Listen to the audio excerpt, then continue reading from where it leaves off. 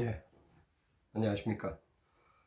오늘은 백제 멸망과 일본 건국의 비밀 제4강 일본에서 백제로 건너온 백제 왕들 편입니다. 사실 일본에서 백제로 건너왔다고 얘기를 하지만 백제와 일본의 역사, 고대 역사에는 백제에 있다가 일본에 가서 왕도 하고 거기서 죽음을 맞이한 왕도 있고 왕을 하다 다시 백제로 들어온 사람도 있고 제후국인 일본 열도에서 살다가 천왕이 되었다가 백제왕이 된 사람도 있고 살다가 그대로 백제로 들어온 이런 아주 여러 가지 유형의 왕들이 있습니다. 그런데 이제 그런 모든 왕들을 다 추적하기에는 사료가 아직은 좀 부족한 편입니다. 예를 들어서 근초고왕대 이후로 상당히 많은 왕들이 지금 말씀드린 여러 유형의 제후왕과 천왕, 그 다음에 백제왕 또는 백제왕이었다가 일본의 왕이 되었지만 사료들이 그렇게 많지가 않아서 상당히 많은 추정이 곁들여져 있습니다. 그래서 오늘 말씀드린 일본에서 백제로 건너온 백제 왕들은 사료가 어느 정도 삼국사기와 일본서기에 남아 있어서 상당히 객관적으로 증명이 될 수 있는 그러한 두 가지 케이스가 되겠습니다. 그 하나가 바로 동성왕과 무령왕이고요. 그리고 다른 케이스가 백제 멸망과 백제 구원운동과 밀접한 연관이 있는 백제의 의자왕의 케이스가 되겠습니다.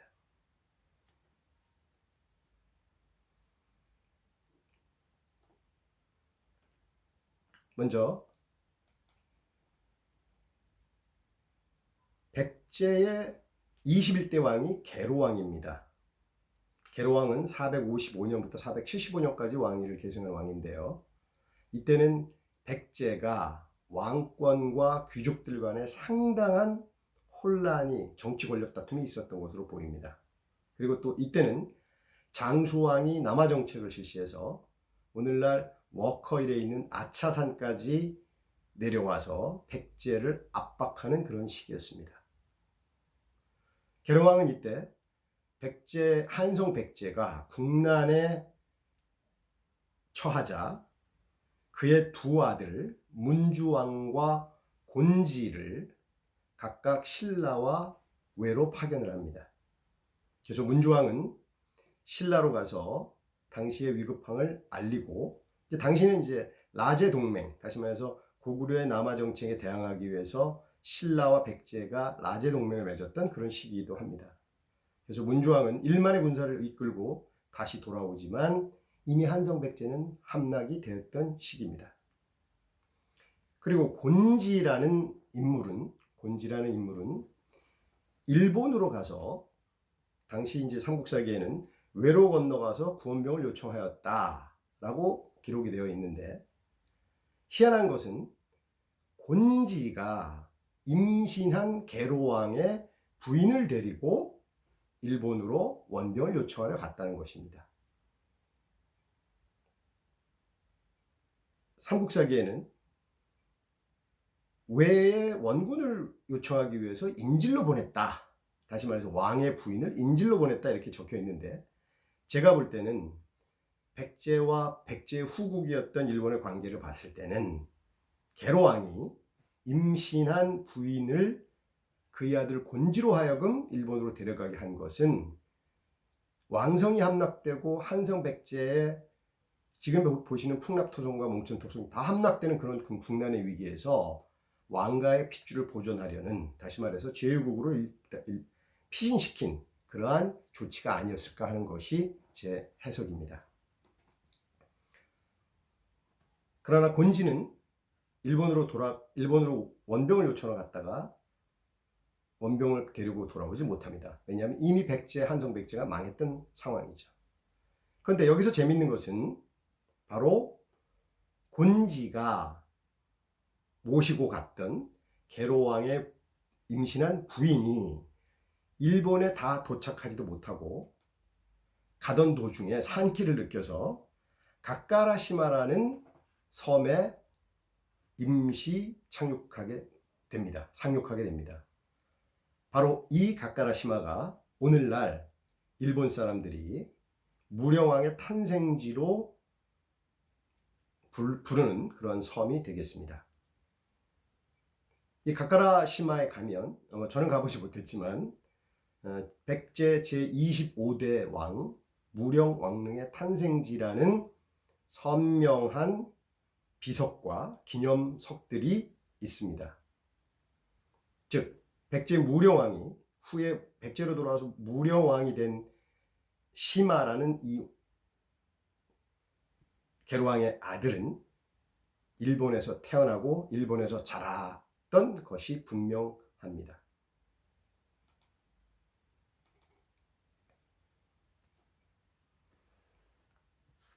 자, 그런데 이제 재밌는 일들이 벌어집니다. 백제에서. 계로왕의 죽음 이후에 백제의 22대 왕이 되었던 문주왕은 이제 수도를 한성에서 공주, 오늘날의 공주죠, 웅진으로 옮겼지만 문주왕의 치세는 475년에서 477년까지 3년이 안 되는 시점입니다. 그런데 바로 이때 곤지가, 일본으로 가 있던 곤지가 백제로 돌아와서 문주왕의 내신좌평이 되는데요. 문주왕이 죽은 477년과 곤지가 죽은 477년이 정확하게 일치합니다. 그 얘기는 477년에 왕가와 해시가라는 귀족 간의 정권 다툼이 있어서 해시가에 의해서 문주왕과 곤지, 즉 두 형제가 정권에서 완전히 제거되는, 그리고 죽음에 이르는 그런 시점을 의미합니다. 그리고 477년 이후에, 문주왕의 죽음 이후에 문주왕의 아들인 삼근왕이 백제 제23대 왕으로 즉위를 하지만 이 삼근왕도 477년에서 479년까지 3년 남짓한 왕권을 지키다가 해구라는, 이때 역시 해시가의 해구라는 인물의 반란으로 인해서 또 왕권을 내려놓고 또 사망하게 됩니다. 이때 역사는 이렇게 적고 있습니다. 삼근왕이 해시에 의해서 죽자 일본에 있었던 곤지의 아들 동성왕이 군사를 이끌고 웅진백제로 들어와서 479년부터 왕이 됩니다. 그리고 비교적 동성왕은 479년부터 501년까지 갈등은 있었으나 어느 정도 귀족 간의 혼란을 수습하고 왕권을 지켰던 것으로 보입니다. 그러나 동성왕도 501년 사냥을 하던 도중에 이번에는 백가 가문에 의해서 암살을 당하고 죽음을 맞게 됩니다. 그러자 똑같은 일이 벌어집니다. 바로 무령왕이, 역시 일본에 있던 무령왕이 군사를 이끌고 백제로 들어와서 이 난을 진압하면서 무령왕으로 등극을 해서 501년부터 523년까지 백제의 23대 왕으로 즉위를 하게 됩니다. 굉장히 혼란한 시절에 일부를 제후국이었던 일본으로 보냅니다.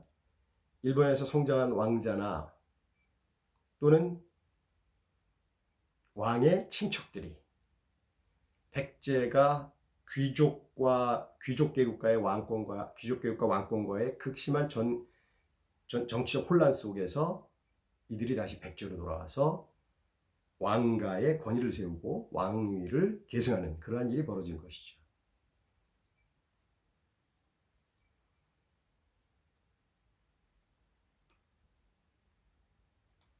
그리고 두 번째 케이스는 역사에서 논란이 많이 되고 있는 의자왕의 케이스가 되겠습니다.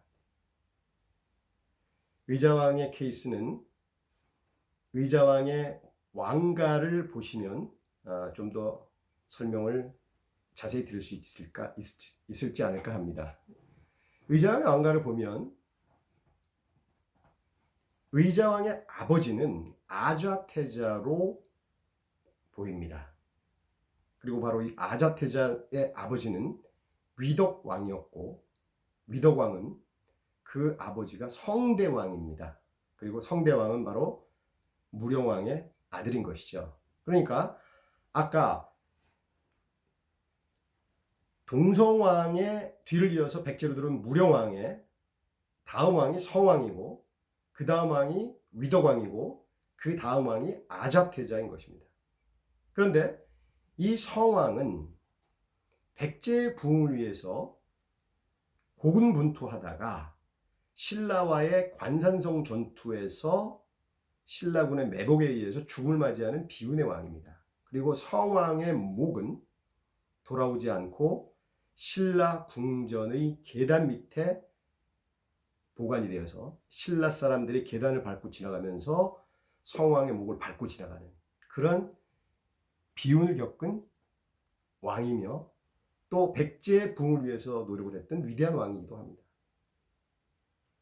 그런데 바로 이 성왕이 죽은 이유가 자신의 아들 위덕왕이 관산성, 오늘의 옥천이죠. 옥천에서 신라군과 싸울 때 싸움을 독려하고 응원을 하기 위해서 호위무사 소수만을 데리고 가다가 신라의 매복에 걸려서 죽음을 당하는 것입니다. 그러니 이런 상황에서 아비를 잃은 위덕대왕의 마음이 얼마나 아팠겠습니까? 그래서 위덕왕은 한동안 왕위 계승을 거부를 하기도 합니다. 내가 무슨 왕이 될 자격이 있느냐? 나는 출가해서 선대왕의 명복을 빌겠다라고 왕위 계승을 거절한 그런 왕이기도 합니다. 그러나 왕이 된 위덕왕은 자신으로 인해서 죽음을 맞이한 성왕을 잊지 못하고 일본에 불상을 보내고 일본에 절을 짓게 하는 그런 일본의 불교를 전파하고 돌아가신 아버지의 넋을 기리는 그러한 작업을 하게 됩니다. 이때 596년에 위덕왕이 그토록 성왕 때부터 시작되어서 위덕왕까지 일본에 지었던 법흥사, 이 법흥사 이름은 아스카테라라고 합니다.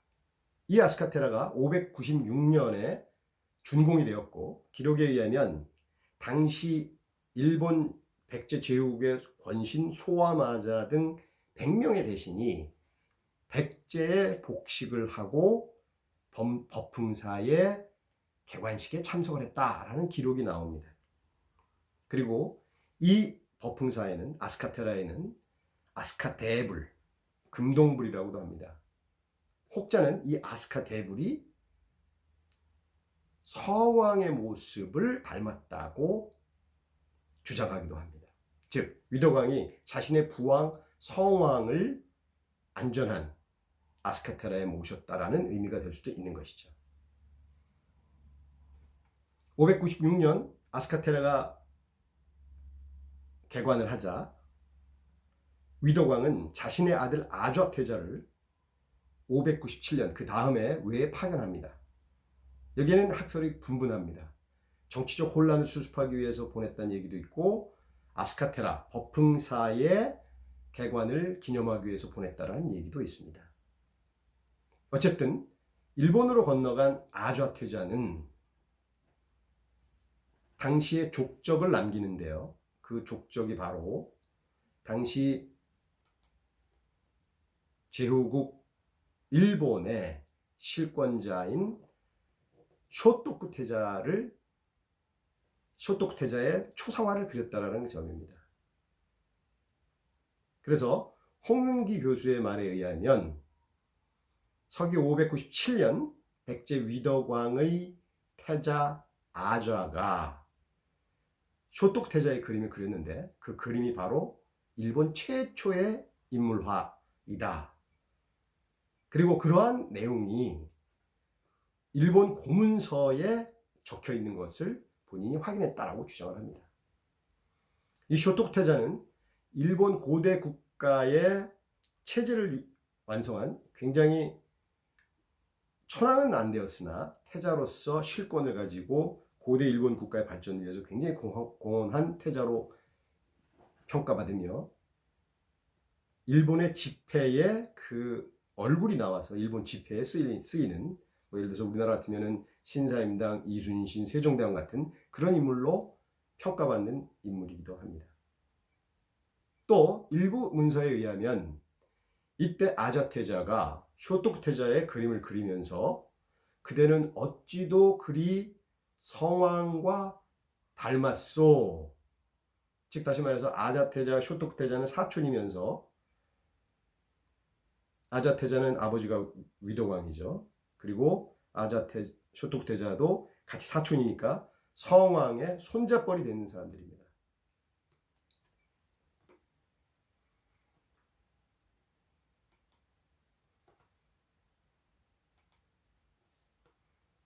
이때 아좌태자가 일본으로 건너갔을 때 의자왕인 굉장히 어린 소년이었습니다. 정확한 기록이 있지 않아서 잘은 모르겠지만 7살, 6살 정도 됐던 것으로 추정이 됩니다.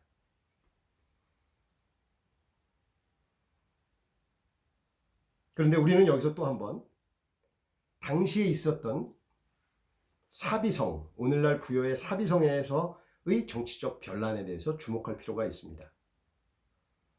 위덕왕이 죽은 것이 598년입니다. 아좌태자를 일본에 파견한 게 597년이고요. 위덕왕이 그 1년 뒤에 왕권에서 내려오면서 죽음을 맞이하게 됩니다. 그런데 이때 이 죽음에 관계한 인물이 후에 해왕이 되는 해왕의 아들 법왕입니다. 이 법왕은 자신의 아버지 해왕을 정치적 변란을 통해서 위덕대왕을 제거한 다음에 자신의 아버지 해왕을 왕으로 옹립하는데 이 해왕의 즉위년도가 598년에서 599년으로 1년밖에 되질 않습니다. 그리고 바로 그 뒤를 이어서 법왕이 599년에 백제의 왕으로 즉위를 하는데 이 법왕마저도 즉위년도가 599년에서 600년밖에 되질 않습니다. 이것은 상당한 큰 정치적 혼란이 사비성에 있었다는 것을 의미하는 것입니다. 그리고 공교롭게도 그 젊은 아좌태자는 일본으로 파견된 597년 이후 1년 뒤에 일본에서 암살을 당하게 됩니다. 그래서 아좌태자의 죽음과 위덕대왕의 죽음은, 즉 아들 아자와 아버지 위덕왕은 598년에 사비성과 일본에서 똑같이 죽음을 맞이하게 됩니다. 이때 무왕이 법왕을 제거하고 무왕으로 등극하면서 무왕과 의자왕으로 이어지는 백제의 왕가 계승이 이어지게 됩니다. 이렇듯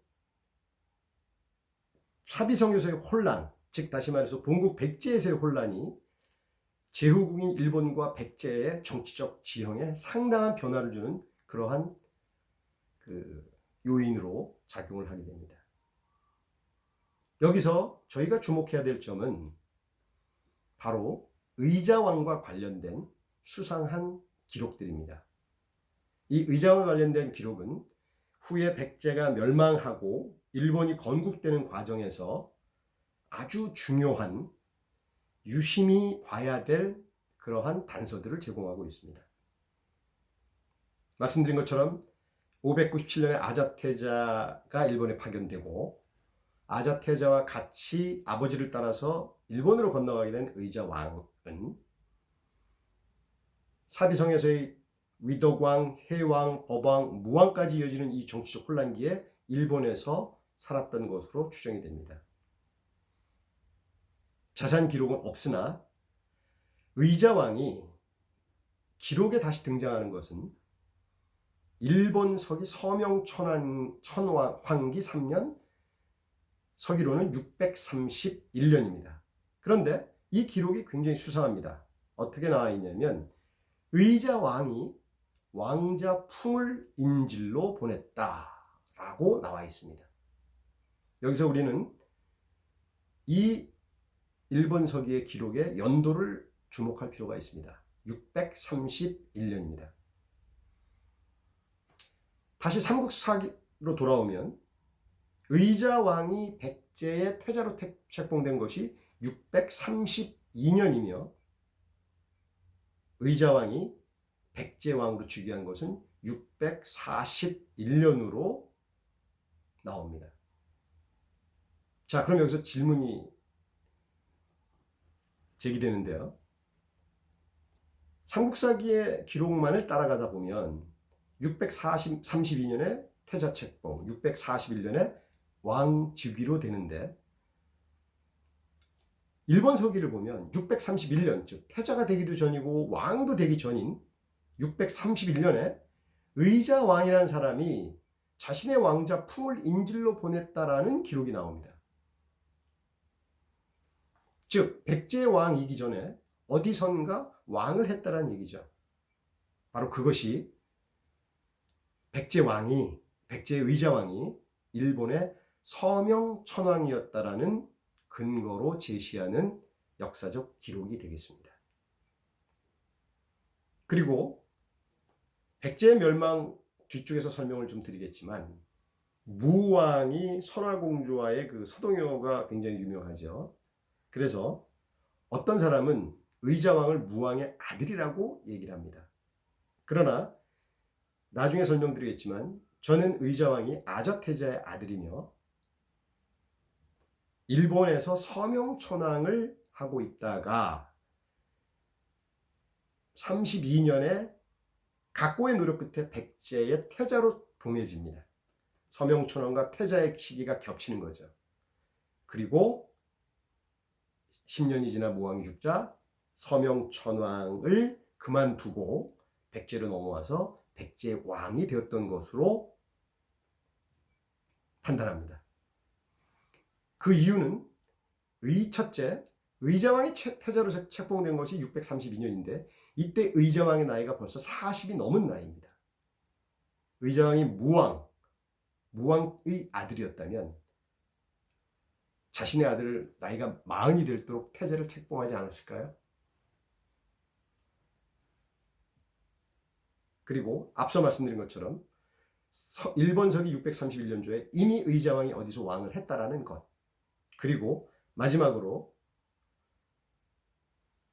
일본의 서명천왕이 죽은 641년이 바로 의자왕이 백제의 왕으로 즉위한 641년과 정확히 일치합니다. 동성왕이 군대를 이끌고 사비성으로 들어와서 왕이 되었고 그 뒤를 이어서 무령왕이 군대를 이끌고 사비성에 와서 왕이 되었고 이 두 왕은 사비성의 아주 혼란한 정치적 변혁기의 왕이 되었다면 의자왕도 쉽진 않았지만 상당히 많은 공을 들여서 즉 서명천왕으로 일본 제후국의 왕을 하면서 본국 백제의 무왕에게 상당히 많은 공을 들여서 나이 40이 넘어서야 태자로 책봉되었고 그리고 무왕이 죽자 백제의 의자왕으로 즉위한 것으로 그렇게 판단이 됩니다. 이렇듯 일본과 백제와 제후국 일본 간에는 본국의 통치와 제후국의 통치 시스템이라는 정치적 시스템 하에 많은 왕과 태자와 왕들이 정치적 상황과 자신들의 능력에 따라서 제후국과 본국을 번갈아가며 왕으로 백제 제국을 통치했던 것으로 보입니다. 오늘의 강의는 여기까지였습니다. 감사합니다.